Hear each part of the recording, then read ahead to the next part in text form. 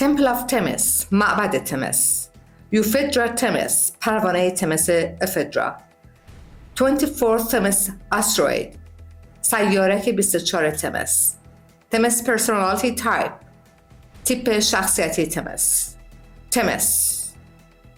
تمس به معنای قانون طبیعت، دادگر. به چیستاکست خوش آمدید. درود بر شما عزیزان. خسرو انوشیروان یا انوشک روان به معنای روح و روان جاویدان به عنوان پادشاهی دادگر و خردمند شناخته می‌شد. او 22مین پادشاه از خاندان ساسانیان بود که به مدت 48 سال بر ایران زمین حکومت کرد. وی در ایران شهر حکومت می‌کرد و دوره وی یکی از درخشانترین دوره‌های ساسانی است. در این دوره علم، فلسفه و ادب رواج پیدا کرد. وی از فلاسفه یونان و سایر کشورها دعوت می‌کرد تا جهت بحث و گفتگو به ایران بیایند. انوشیروان یکی از نخستین شاهانی بود که به خواندن و نوشتن علاقه و توجه داشت. داستان‌های بسیاری درباره بخشندگی، خردمندی، دادگری، دینداری و غیره در خصوص وی گفته شده است. گویند وی زنجیر را برای برقراری عدالت بر در دربار خود متصل کرده بود تا هر کسی که مورد ستم قرار گرفت زنگ را به صدا درآورد تا وی نیز از آن مطلع شود و ماجرا را بررسی کند. خسرو انوشیروان از کسانی که به ایران مسافرت می‌کردند به گرمی و مهربانی پذیرایی می‌کرد و جهانگردان را تشویق می‌کرد که به ایران مسافرت کنند. یکی از مهمترین دستاوردهای وی تأسیس دانشگاه و بیمارستان جندی شاپور بود که به مدت 300 سال فعال بود. این مرکز علمی با حضور 120 پزشک از کشورهای مختلف دانشکده‌های متعددی در زمینه پزشکی، ریاضی، نجوم و فلسفه داشت. همچنین طاق کسری از بناهای مشهور دوره او به ارتفاع 29 متر ساخته شد. این بنای عظیم که محل سکونت شاهان ساسانی بود، از دیوارهای بدون پنجره در 4 طبقه با طاق‌های کوچک و ستون‌های برجسته تشکیل شده بود. در بخش اقتصادی نظام مالیاتی را اصلاح کرد و مالیات را بر اساس مساحت زمین، نوع محصول و سرانه تنظیم کرد. در دوران او بازی شطرنج از هند به ایران آمد و وزیرش بزرگمهر پس از یادگیری فلسفه آن موفق شد خراج سالیانه را از هند دریافت کند. همچنین بزرگمهر بازی تخت نرد را اختراع کرد و به هند فرستاد. در زمان ساخت کاخ کسری توسط انوشیروان ساسانی کارگزاران به او گفتند که برای ساخت دیوار کاخ باید خانه‌های مسیر را بخرند و تخریب کنند. در این میان پیرزنی هست که حتی با پیشنهاد خرید خانه‌اش به 100 برابر قیمت راضی نمی‌شود آن را بفروشد.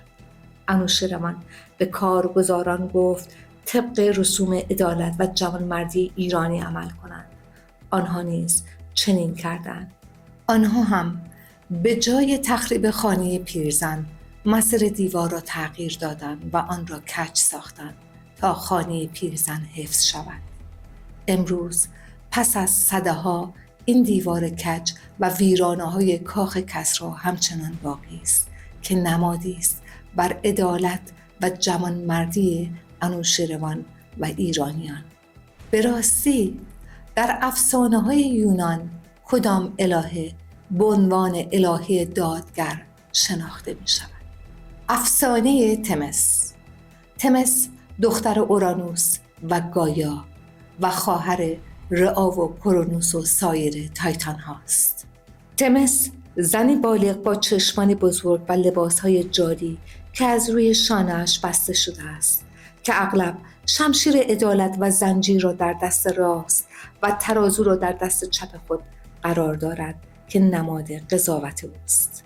تمس الهه قانون الهی، اراده و عدالت بر قوانین حاکم بر انسانها و خدایان است و در مجامع پادشاهی شرکت می‌کرد تا به درخواست‌ها رسیدگی کند.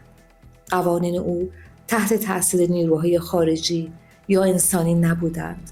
خدایان المپ از جمله زئوس به دلیل طبیعت عادلانه و قابل اعتماد تمس قضاوت او را اعتماد داشتند و او اغلب در کنار تخت زئوس می نشست تا مشاوره های خردمندانه ارائه دهد. از آنجا که مهمان نوازی برای خدایان اهمیت ویژه داشت، تمس بر ضیافت و مهمانی خدایان نظارت داشت و به عنوان الهه ضیافت و یا مهمانی شناخته می شد. او همسر دوم زئوس بود و فرزندان او با زئوس نماینگر نظم آشکار جهان بودند. او مادر هورای فصل هاست که به عنوان قانون، عدالت، صلح شناخته میشن و همچنین موریای سرنوشت ها که به عنوان سه خواهر کلوتو، ریسنده، لاکسیس، قرعه و آتورپوس غیر اجتناب پذیر که استعاری از مرکز فهرست شدند. پس از جنگ تایتانوماخی یا جنگ خدایان، تمس در عصر طلایی به زمین آمد تا به انسانها میان روی در امور و رفتار خوب شایسته را آموزش دهد. ولی انسانها این درس را فراموش کردند و رو به رفتارهای ناشایست آوردند و تعادل و میان روی را در زندگی فراموش کردند. این شد که تمس آنها را رها کرد و به المپ دوباره بازگشت. پیشگویی تمس در سرنوشت خدایان تغییراتی را رقم زد. تمس به زئوس هشدار داد که اگر با ستس ازدواج کند، پسرشان از او قدرتمندتر خواهد شد. زئوس از این ازدواج صرف نظر کرد و ستس با پلئوس ازدواج کرد. فرزند آنها آشیل قهرمان بزرگ یونان شد. تمس پیش بینی کرد که پرومتئوس توسط هرکلئوس نجات پیدا خواهد کرد. پس از سیل بزرگ، دوکالین و پیرا از تمس درخواست کمک کردند. تمس با آنها دستور داد تا سنگ‌ها را به پشت خود پرتاب کنند که به انسان تبدیل شوند و جهان دوباره پر از انسان‌ها شوند و آنها چنین کردند. تمس به اطلس هشدار داد که درخت سیب‌های طلایی او توسط پسر زئوس دزدیده خواهد شد. اطلس با ساخت دیوار و استفاده از اژدها از باغ محافظت کرد، اما پرسئوس او را به کوه سنگی تبدیل کرد و سیب‌های طلایی را دزدید. نمادهای اصلی تمس عبارتند از چشم‌بند، نشان دهنده بی‌طرفی و قضاوت بدون تبعیض، ترازو، نماد سنجش عادلانه و برابری در برابر قانون، شمشیر، نشان اجرای قاطع عدالت و قدرت تصمیم گیری. تمس را با ردای بلند یونانی، چشم‌بند، ترازو و شمشیر نشان دادند. در بسیاری از دادگاه‌ها و نهادهای قضایی در سراسر جهان این نمادی است بر اجرای عدالت بدون تبعیض. کاربرد واژه تمس در اپونیم‌ها و اصطلاحات علمی. باستانشناسی. معبد تمس. تمس در سراسر یونان پرستش می‌شد. در یونان باستان تمس به عنوان الهه عدالت و قانون مورد احترام بود و مجسمه از او در معبد کوچکی در رامنوس قرار داشت. این مجسمه که از سنگ مرمر ساخته شده است، حدود 2.2 متر ارتفاع دارد و در موزه باستانشناسی ملی آتن نگهداری می شود. معبد تمس در رامنوس در قرن 5 قبل از میلاد ساخته شد و در کنار معبد تمسس الهه انتقام قرار داشت. این مکان تاریخی به عنوان میراث فرهنگی یونان شناخته می شود و هر سال مورد بازدید گردشگران بسیاری قرار می گیرد. جانورشناسی. پروانه تمس افدرا.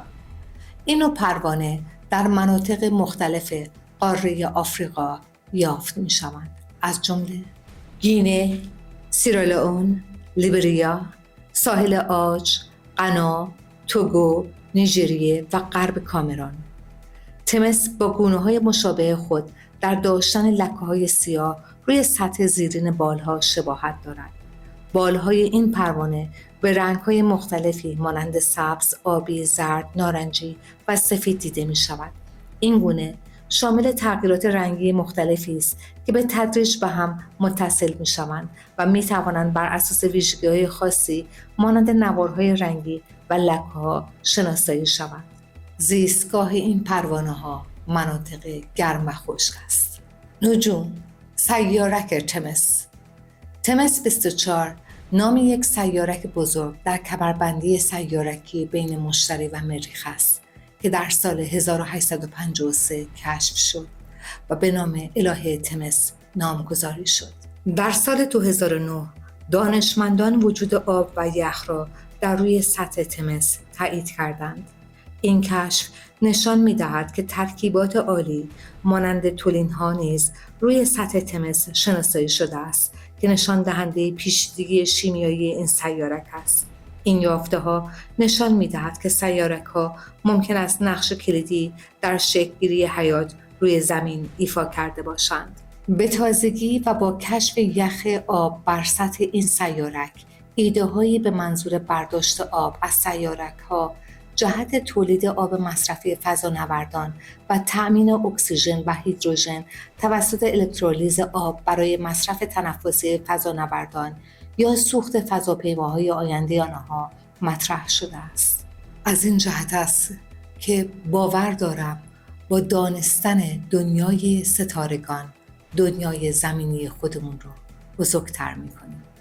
روانشناسی، تیپ شخصیت تمس. تمس احتمالاً دارای تیپ شخصیتی INTJ است، یعنی معمار، که به افرادی با تفکر تحلیلگر مستقل اشاره دارد. این تیپ شخصیتی معمولاً به دنبال یافتن راه‌حل‌های بلند مدت و پیچیده برای مشکلات هستند و همیشه چند قدم جلوتر از دیگران فکر می‌کنند.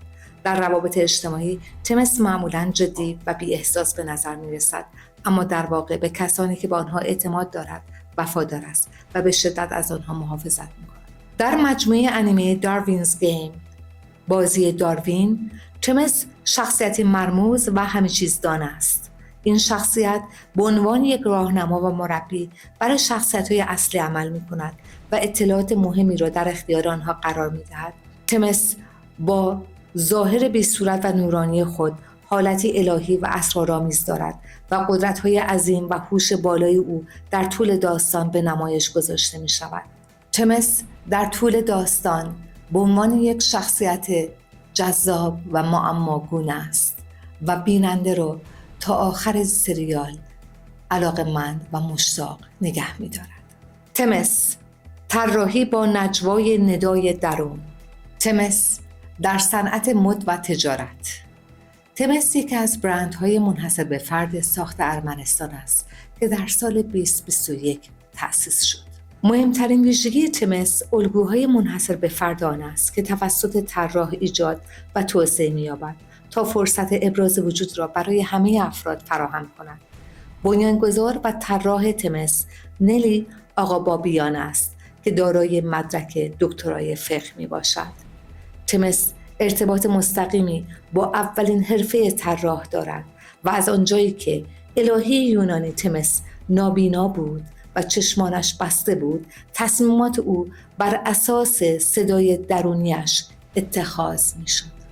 نلی آقابابیان نیز مانند تمس به دنیای درونی و نجوای دل خود تکیه داره و با درک عمیقی از الگوها، رنگها، جزئیات، لباسهای سبک آوانگارد و سنتی شیک میسازه که احساسات رو برمیانگیزه و راز خاصی رو در دل خود نهفته داره.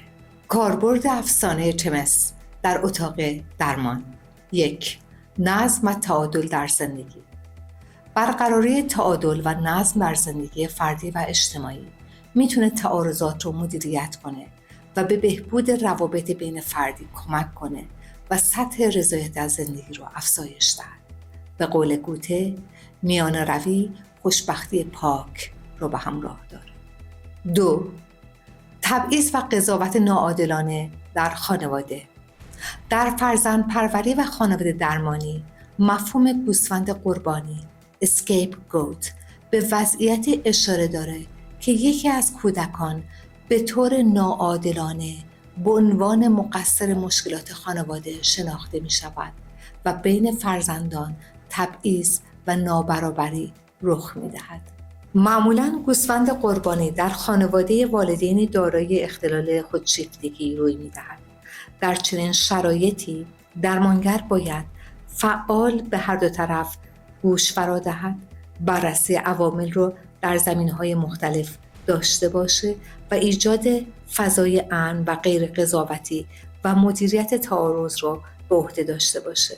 آگاهی بخشی به کودک و والدین میتونه کمک کنه تا کودک از نقش قربانی خارج شود و والدین نیز رفتارهای خود رو مورد تجدید قرار دهند. فیلم Ordinary People، مردم معمولی، فیلم آمریکایی ساخته رابرت ردفورد، محصول 1980 است. داستان فیلم در مورد فروپاشی یک خانواده پس از مرگ پسر بزرگ اونهاست. نمونه زیبایی از گوسفند قربانی اسکیپ گوت را در فضای فرزند پروری خانواده نشان می‌دهد. در سطح اجتماعی مفهوم گوسفند قربانی به فرایندی اطلاق می‌شود که در آن گروه خاص به عنوان مقصر مشکلات اقتصادی، اجتماعی، سیاسی معرفی می‌شوند. این مقصرسازی به ویژه در جوامعی که تحت فشار یا بحران‌های اقتصادی قرار دارند برای توجیه ناکامی‌ها و ضعف‌های گروه‌های حاکم انجام می‌شود نسبت به مهاجرین، اقلیت‌ها. در دوران جنگ جهانی دوم، آنچه رژیم نازی آلمان گروهی را مسئول مشکلات کشور معرفی کرد و از طریق تبلیغات و آمارهای نادرست آنها را به عنوان دشمن داخلی نشان داد که منجر به خشونت‌ها و نسل‌کشی شدند. این مقصرسازی اجتماعی با خودشیفتگی جمعی و نیاز به حفظ تصویر مثبت گروه حاکم ارتباط دارد. در جوامعی که در بحران هستند، این مسئله خودشیفتگی و خود برتربینی می‌تواند به نژادپرستی، تبعیض و خشونت منجر شود. برای جلوگیری از این رفتارها، ترویج عدالت اجتماعی، احترام به تفاوت‌ها و تقویت روابط متقابل اهمیت دارد. 3. نگاه عادلانه در قضاوت. چون تمس نابینا باش. متاسفانه مواردی چون نژاد، جنسیت، دین، ملیت، سن میتواند بر چگونگی مورد قضاوت قرار گرفتن اثرگذار باشد. کتاب و فیلم اقتباسی از آن، کشتن مرغ مقلد، رمان کلاسیکی است که به مسائل نژادپرستی و بی‌عدالتی در جنوب آمریکا می‌پردازد. داستان حول محور وکیلی می‌چرخد که از یک مرد سیاه‌پوست متهم به تجاوز به یک زن سفیدپوست دفاع می‌کند. در داستان مرغ مقلد نمادی از بیگناهی و خوبی است، چرا که پرنده تنها آواز می‌خواند و به کسی آسیبی نمی‌رساند. کشتن مرغ مقلد به عنوان یک عمل بیرحمانه و اشتباه معرفی می‌شود که در حقیقت به کشته شدن موجودی بیگناه و آسیب دیده اشاره دارد. فیلم اقتباسی توسط هارپر لی کارگردانی شده است. همچنین فیلم 12 مرد خشمگین داستان 12 مردی را در هیئت منصفه روایت می‌کند که در یک دادگاه برای تصمیم گیری درباره اتهام قتل یک نوجوان به جرم قتل پدرش گرد هم آمدند. در طول فیلم عدم عدالت و پیش داوری‌ها در هیئت منصفه مورد بررسی قرار می‌گیرد و در نهایت عدالت واقعی از طریق شک و تردید و بازنگری در شواهد به دست می‌آید. این فیلم به تأثیرات قضاوت‌های ناعادلانه و اهمیت دقت در اعمال عدالت اشاره دارد. 4. حقوق بشر. منشور کوروش یا استوانه کوروش به عنوان نخستین منشور حقوق بشر در تاریخ شناخته می شود.